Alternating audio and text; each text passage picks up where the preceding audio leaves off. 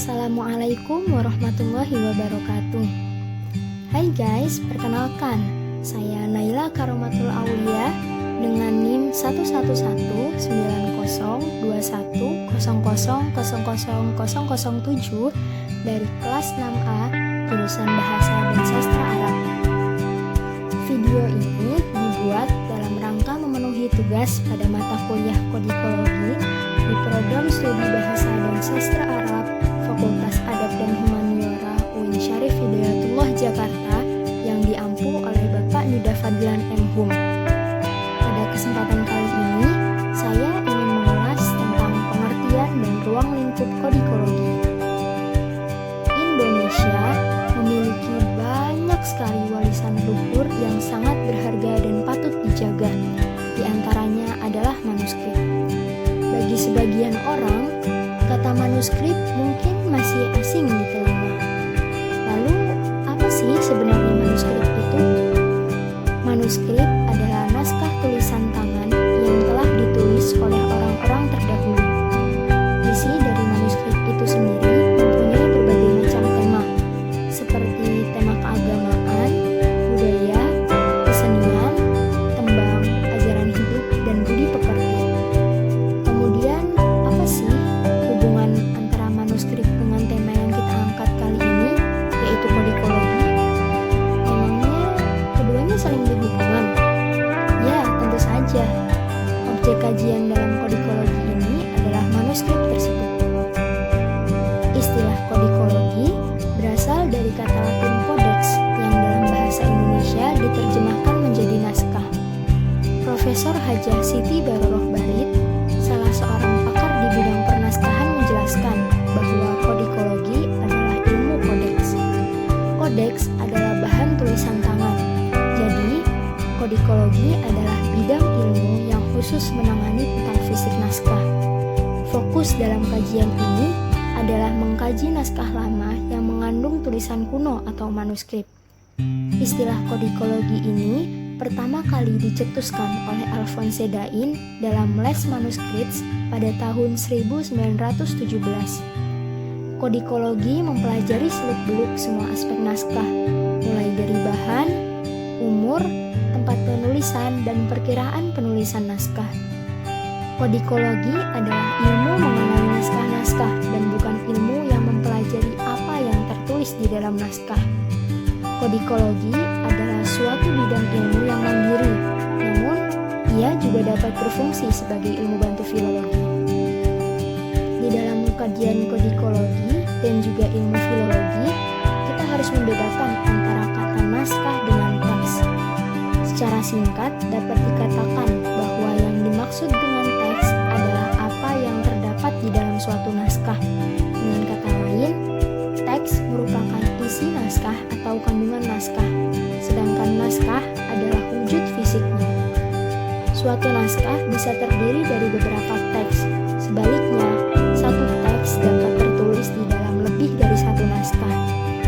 Setelah mengetahui pengertian kodikologi, sekarang muncul pertanyaan, apa sih pentingnya kodikologi itu?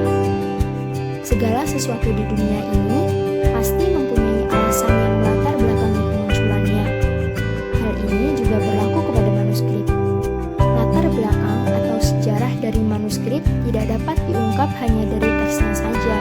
Hal tersebut diungkap lewat fisik dari naskah itu sendiri. Melalui kodikologi, kita jadi mengetahui tradisi penulisan serta penyalinan naskah yang terjadi di suatu daerah atau skriptorium. Karena tentu setiap daerah memiliki kekhasannya tersendiri. Misalnya, mengapa masyarakat di Batak menulis menggunakan alas dari kulit kayu? Mengapa masyarakat di Lampung menulis di atas bambu? Mengapa masyarakat Papua menulis di atas daun koba-koba? Hal ini tentu berkaitan dengan tradisi dan keadaan alam masing-masing daerah. Masyarakat Batak menulis menggunakan kulit kayu karena di sana sumber daya yang banyak ditemukan adalah kulit kayu. Masyarakat Lampung menulis menggunakan bambu karena di daerah tersebut bambulah yang banyak ditemukan oleh masyarakat. Begitu pula dengan masyarakat Papua, karena di sana Hal yang dapat dengan mudah ditemui adalah daun koba-koba, maka masyarakat memanfaatkannya sebagai alas naskah. Selain itu, kita juga menjadi paham tentang aktivitas penulisan naskah dan penyalinan naskah. Kita juga mengetahui karakteristik sebuah koleksi naskah. Setiap daerah mempunyai perbedaannya tersendiri. Sebagai contoh dalam iluminasi. Iluminasi adalah seni memperubah buku atau manuskrip dengan lukisan atau huruf berornamen dan bentuk-bentuk geometris dengan tema emas dan warna-warna, terutama pada bagian tepi halaman. Nah, warna-warna antara daerah satu dengan daerah yang lain tentu berbeda coraknya.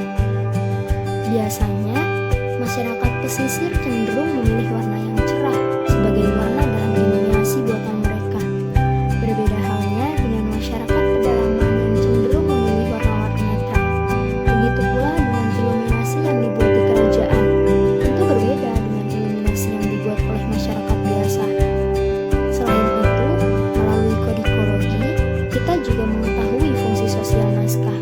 Sebagai contoh, manuskrip Puspakrema yang berisi puji-pujian yang dibacakan di berbagai ritual tertentu. Ada dua bidang ilmu yang berdekatan dengan kodikologi, yaitu paleografi dan filologi. Lalu, apa perbedaan antara kodikologi, paleografi dengan filologi? Ketiga bidang ilmu ini sama-sama menggunakan manuskrip sebagai objek kajiannya, hanya saja fokusnya berbeda. Kodikologi, sebagaimana yang telah kita ketahui bersama, adalah ilmu yang berfokus pada fisik naskah.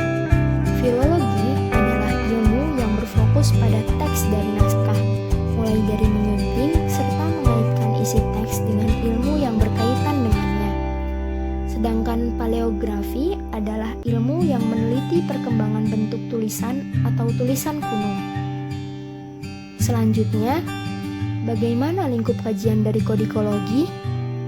Secara umum, objek kajian kodikologi dibagi menjadi 4, yaitu bahan naskah, usia naskah, sejarah naskah, dan katalog naskah. Keempat poin ini kemudian terbagi lagi ke dalam bentuk yang lebih spesifik. Yang pertama, bahan naskah. Bahan naskah meliputi alas naskah, tinta dan alat menulis naskah, watermark, countermark, iluminasi, dan lain sebagainya. Terbuat dari apa alas naskah tersebut? Apakah dari bambu, daun lontar, kertas Eropa, kertas Cina, daluang, daun koba-koba, dan lain sebagainya. Lalu, dengan tinta apa mereka menulis? Bagaimana cara mereka membuat alat-alat penulisan pada zaman dahulu? Watermark, atau yang akrab dikenal sebagai cap air, adalah lambang pabrik pembuat kertas yang menunjukkan tempat serta tahun pembuatan kertas. Sedangkan countermark atau cap kandungan merupakan cap yang hanya berupa huruf tanpa disertai dengan gambar. Dalam mengidentifikasi kertas, menurut Dr. Russell Jones, salah satu ahli kertas Eropa di Nusantara, countermark lebih bermanfaat daripada watermark. Watermark memiliki banyak kesamaan antara satu dengan yang lain, sedangkan countermark adalah hal yang membedakannya. Yang kedua adalah usia naskah. Kita dapat mengetahui usia naskah lewat kolofon dan penanggalan naskah. Kolofon adalah catatan penulis yang berisi keterangan tentang tempat, waktu, serta penyalin naskah. Kolofon biasanya terdapat pada paragraf terakhir dari suatu naskah. Akan tetapi, ada juga beberapa yang berada pada awal naskah. Fungsi dari kolofon ini adalah menjadi bagian penentu usia teks dan penulisan naskah, khususnya penyalinan naskah itu terjadi. Penentuan usia naskah dapat diketahui dengan mudah saat dijumpai kolofon, karena di dalamnya tertera informasi tentang kapan penyalinan naskah selesai dilakukan dan lain sebagainya. Yang ketiga adalah sejarah naskah. Sejarah naskah ini terbagi menjadi dua, yaitu skriptorium dan perdagangan naskah. Mungkin banyak orang yang masih asing dengan kata skriptorium. Apa skriptorium itu? Singkatnya, skriptorium adalah tempat kegiatan penulisan maupun penyalinan naskah dilakukan. Naskah yang dihasilkan di pesantren tentu berbeda dengan naskah yang dihasilkan di kerajaan ataupun pemerintahan. Kemudian ada perbandingan naskah. Naskah-naskah yang ditulis tentu saja tidak semua berakhir hanya menjadi koleksi pribadi saja. Terjadi transmisi naskah dari satu tempat ke tempat yang lain. Tak jarang pula di dalam kolofon ditulis bahwa naskah tersebut adalah naskah pesanan dari siapa. Yang keempat adalah katalog naskah. Bagaimana unsur-unsur yang ada di dalam katalog naskah. Mengenai tradisi literasi Nusantara, kita juga mengenal tentang prasasti. Apa perbedaan antara naskah dengan prasasti? Perbedaan yang pertama adalah naskah ditulis di atas alas yang lunak seperti kertas, sedangkan prasasti ditulis di atas alas yang keras yaitu batu. Yang kedua, isi teks naskah umumnya panjang. Naskah Lagaliko adalah salah satu naskah kuno terpanjang di dunia. Naskah ini berisi 6.000 halaman atau 300.000 baris teks. Sementara prasasti umumnya pendek. Karena prasasti beralaskan batu, maka tentu saja membutuhkan waktu pengerjaan yang lama. Selain itu, isi dari prasasti tersebut tentu terbatas. Yang ketiga adalah naskah umumnya anonim dan tidak berangkat tahun. Sedangkan dalam prasasti biasanya terdapat identitas penulis dan berangkat tahun. Hal ini karena prasasti biasanya dibuat sebagai monumen untuk suatu peristiwa penting. Yang keempat, naskah jumlahnya banyak, sedangkan prasasti jumlahnya sedikit. Seperti yang kita ketahui bersama, bahwa penulisan naskah cenderung lebih mudah dibandingkan dengan prasasti. Hal ini menjadikan naskah lebih banyak dibuat. Naskah Nusantara tertua yang telah ditemukan adalah naskah Candrakarana yang dibuat pada abad ke-8 Masehi. Sedangkan prasasti Nusantara tertua adalah prasasti Kutai yang dibuat pada abad ke-4 Masehi. Cukup sekian video kali ini. Semoga apa yang telah disampaikan dapat bermanfaat untuk kita semua.